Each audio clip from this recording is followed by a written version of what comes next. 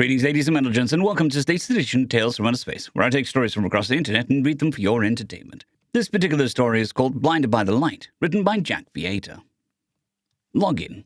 Welcome, citizen of the collective. ACNet file 5H7NU21HGH90102.Hollywood.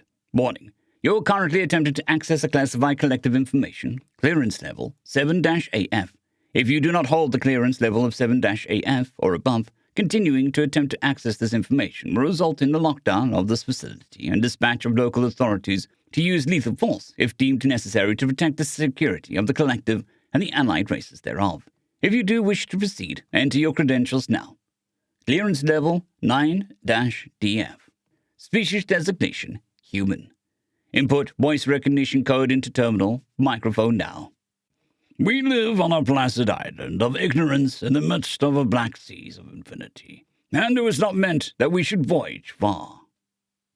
Processing. Authorization verified. Accessing security recording. Recording begins. Two figures sit across from each other, one being Officer Harold G. Hitchens of the Collective Law Enforcement Department, 158-356-0127-28A. Jurisdiction, Sole Planetary System.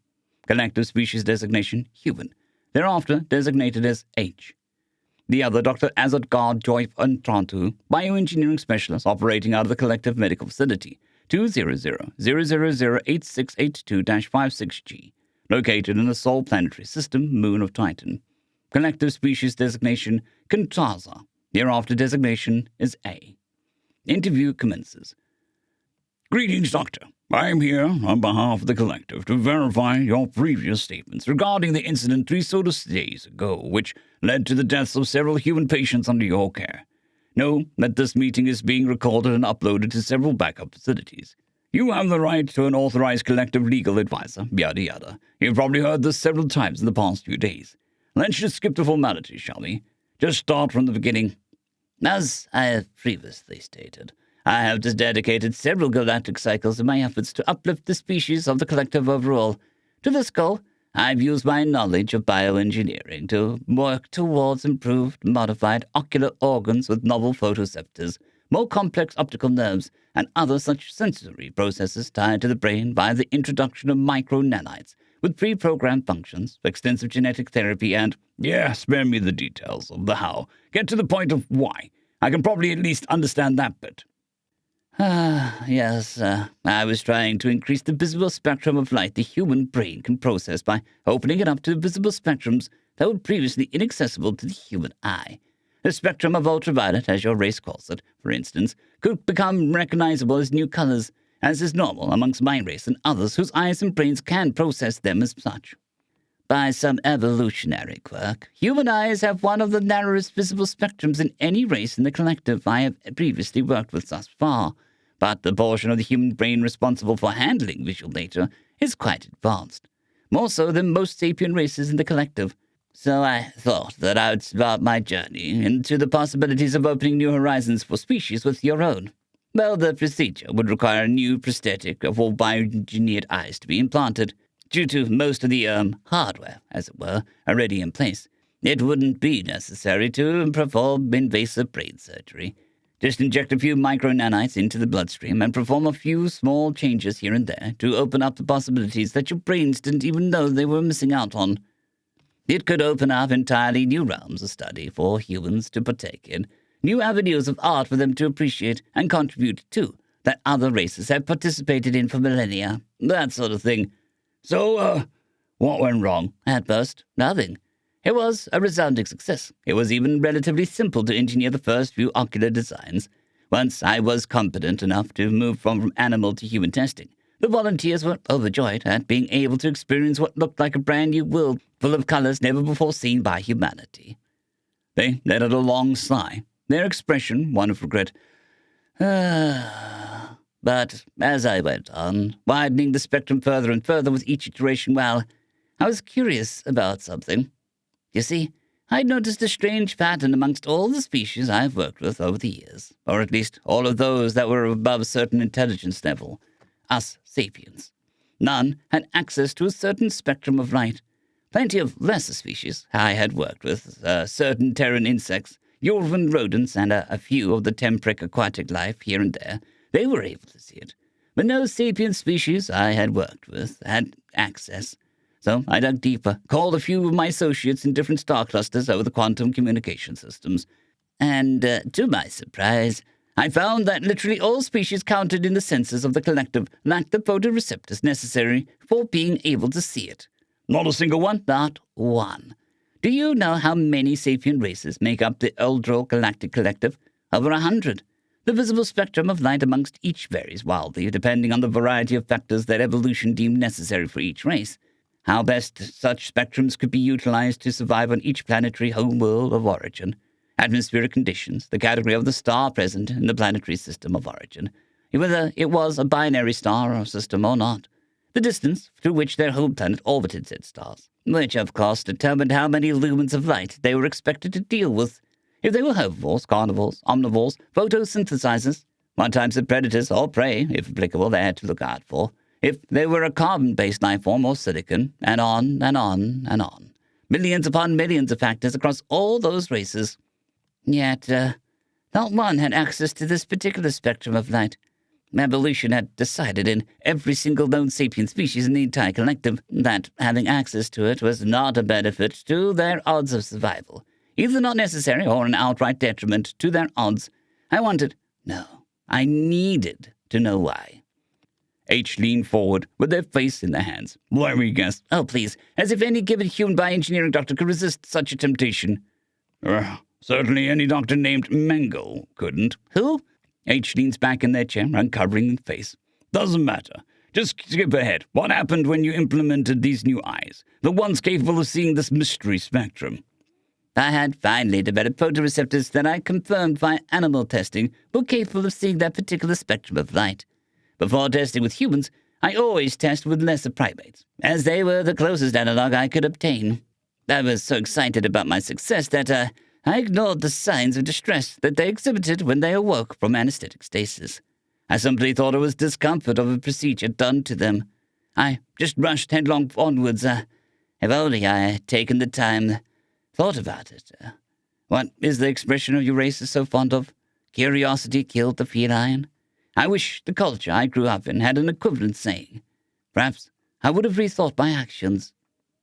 When the damnable day came, I implanted them into 8 human volunteers from my previous experiments, all artisans of some sort, in the mediums of paint, holographic bottling, or what have you. When the procedure was finished, I had an assistant take them out of anesthetic stasis. As I waited for them to wake up, I had a fight to keep myself from doing an impromptu jig on my own 4 hooves. My question would be answered at last. But then they awoke. He shudders. I had never heard the like of screams I heard that day. At first I thought perhaps the anesthetic field had failed somehow during the process, and they were in pain. But these were not cries of agony. No, these were cries of sheer terror, such that I had never before bore witness to the likes of, nor the faces distorted so with utter, pure fear. Of the 8 volunteers, half died of cardiac arrest within minutes. Later in the day, post-mortem examination revealed that their adrenal glands had ruptured from just how much was pumped out at once, causing their hearts to beat so fast that they eventually gave out. I suppose it could be said that they were literally scared to death, and they were the lucky ones. H's eyes narrows. How so? The other half, well, within a few hours, all were dead as well, but all self-inflicted. One asphyxiated himself with a belt before I and my fellow medical personnel could activate the auto-restraints. The other restrained one broke her restraints while I was busy examining the body of a fellow volunteer and, well, I had removed all sharp instruments from the lab at that point, as the other volunteers were attempting self-harm as well. That didn't stop her. She gnawed at her wrists until she reached the veins, bled out within minutes. After finding her body, and seeing that one of the other volunteers was close to breaking his own restraints as well, I put even heavier redundant restraints on the 2 remaining. Ironically, this ended up killing one. He bled out from wounds he sustained trying to escape these heavier restraints, compound fractures on his own bones broken through the skin, along with internal bleeding from heavy tissue damage sustained from struggling so to free himself from the restraints. Or perhaps those injuries were his only true goal. And the last volunteer? She stopped breathing. Wait, what? What do you mean she just died? No, I said she stopped breathing. She refused to breathe. She willed herself to stop taking in oxygen, and that your race needs to survive. What? I may not know much about bioengineering stuff to understand half the things that you were talking about earlier, but I know for a fact that there are survival mechanisms in place that... A is agitated. You think I don't know? Of course I do. Until today, I was under the impression that it was simply impossible for a human to refuse to breathe until they die. He sweeps his tendril across the papers on the table, scattering them to the floor. The subconscious mind... That's enough, Doctor. He pauses, breathing raggedly before composing himself and lowering his voice. We both know the theory of it. The point is, she did it. It should have been impossible. I certainly thought so, with a very good reason, but she still did it, and it killed her. She was too far gone by the time I figured out what was going on and intubated her. Died within seconds of me shoving that blasted tube down her throat. His voice lowers, almost a whisper. All this mayhem, all this death, all because I couldn't leave well enough alone. There are approximately 18 seconds of silence, broken by a small cough from the human officer. Well, thank you for your time. Your statement will be entered into... There's more. All right. Go on, then. Despite all the cacophony, the blood, the death, the thing that horrified me most was what she, the woman who stopped breathing, the one who lasted the longest, said to me. Somehow, she retained the tiniest fragment of lucidity, was capable of speech instead of panicked, primal screams. And in her final moment, just before she forced herself to stop breathing, I heard a harsh whisper from her ragged, hoarse voice. We weren't meant to see them. Please don't let anyone else try and look at them. They don't like being stared at. End of recording. Delete record history. Processing. Recent history log of session erased from local storage. Log out. You are now logged out. End of story. Story number 2. When Things Go Belly Up, written by Majestic Teach, 6677. The Vercalt Empire declares System 467392B to be the Protectorate, and henceforth shall be known by its local name of Sol. Councillor Neriel roared out. His gaze swept the Galactic Council chambers, seeking anyone who would challenge him. None dared. Any vessel found within 100 light years of the system without permission will be fired upon without warning. There were murmurs of shock throughout the chambers, but none were loud enough to interrupt Councillor Neriel. Most of the delegates simply sat or stood stunned. The Vercalt Empire didn't have protectorates. There was a very clear distinction between this is our space and we own everything within it, and this is our space, which we haven't gotten around to owning yet. They flagrantly ignored interstellar rules and laws. If they wanted something, they would take it. We didn't even think the word protectorate existed in their vocabulary. And the zone of protection was twice what they reserved for their own homeworld. Within their system, there is a new sapient race, Councillor Neriel continued. They call themselves humans. I am now sharing basic images and biological data. He paused to allow us all to review the information. Humanity appeared to be an early spacefaring sapient race, likely 50 to 100 standard cycles away from learning FTL technology. The exact sort of civilization galactic law declared should not be contacted or interacted with until they have obtained interstellar spaceflight. While the declaration of protectorate appeared to be completely out of character, this at least made sense with how the Vercalt Empire operates with total disregard for common laws when it feels like it. The new species was bipedal, not especially common in the galaxy, but also not unheard of or particularly rare. Taller than galactic average, yet certainly not giants by any stretch of the imagination. Oxygen breathing just at a level slightly above galactic standard. Most stations would qualify as high-altitude environments for humans. Only 2 manipulator appendages, but ending in 5 digits each, so they ended up exactly on galactic average in terms of fine manipulators. Comically small feet compared to most other known bipedal races, and a clothing-dependent race with no natural armor. Nothing surprising or special there. Mostly smooth-skinned, they had tufts of fur on their heads in various lengths and styles. Without further data, Most delegations simply concluded this must be a decorative adaptation to help distinguish biological sexes. Their faces held two eyes in a forward-facing configuration, along with protruding breathing holes and a mouth. A rather plain configuration that was pleasant and inoffensive. After giving us a few minutes to look over the information, Councillor Nereel continued his declaration. "These sapiens, if encountered, shall be given full dignity and respect of the fur cult citizen," he said emphatically, to the bewilderment of all present. "Any acts against a human shall be considered an act against the fur cult empire." Fur cult didn't do citizenship for conquered planets. This isn't to say that the worlds and sapient races conquered by the fur cult were treated horribly, as their nobles insisted all beings within their realm be fed, educated, and given reasonable opportunities for advancement. Their cultures would be respected, just with one significant and clearly spoken rule. The Valkart are in charge, and you must know your place beneath them. Do whatever you want, however you want, but don't break Valkart laws or challenge any Valkart citizen. Your role is to support and contribute to the greater good of the Empire first, yourself second. What in the stars could have convinced them to take these humans on as protectorate and extend them the rights of full citizens? "This is embarrassing," Lady Mulra thought to herself as her eyes locked on with War Leader Gugchalt, often referred to by his enemies as the scourge of the Seven Systems. The honored war leader was lying on a gurney. A human was pushing the gurney down the hall to an unknown destination. Like herself, war leader wasn't wearing his uniform or void suit, just a simple undergarment covering his lower regions. His gaze seemed distant, almost drugged, although she knew the humans didn't possess any drugs or toxins that could have any effect on her kind.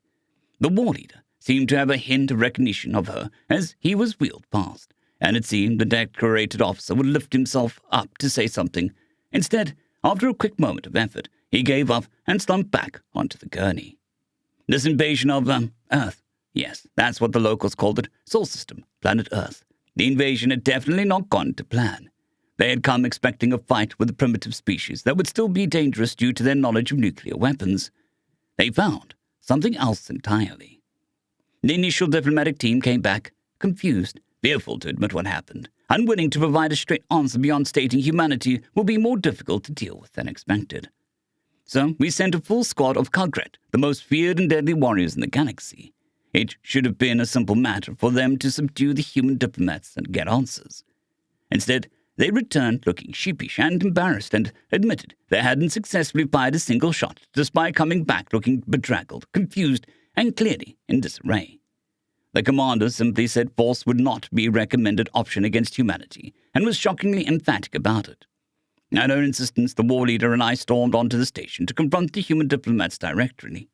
After a shocking terror hour of negotiations, our entire team of powerful nobles and decorated military veterans found themselves befuddled and agreeing to cultural exchanges, technology swaps, and an immediate commencement of tourism.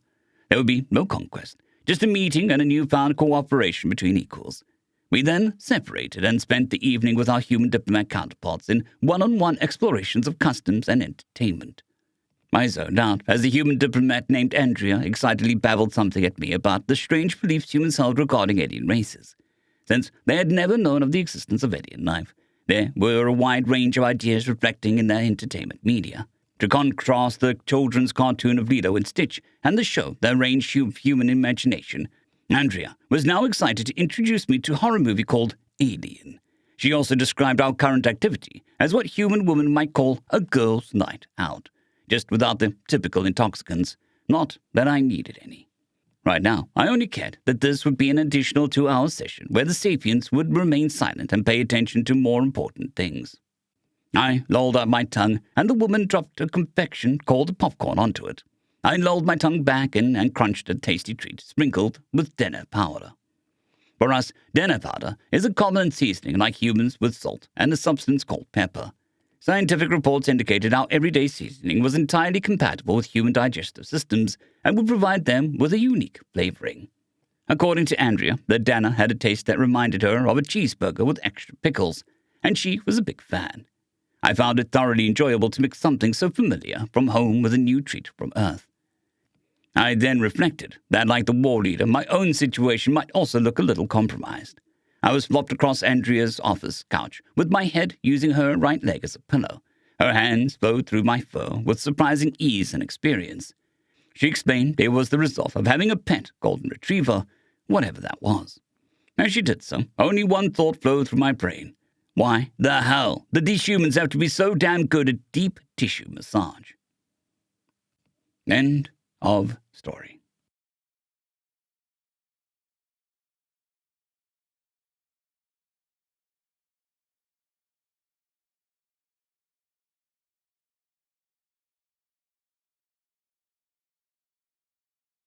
I'd greatly like to thank our Tier 5 channel members, Caspar Arnholt, John Creighton, Manatharia, 050, Dragzoon WRE, and Elijah Silvercross. Thank you very much.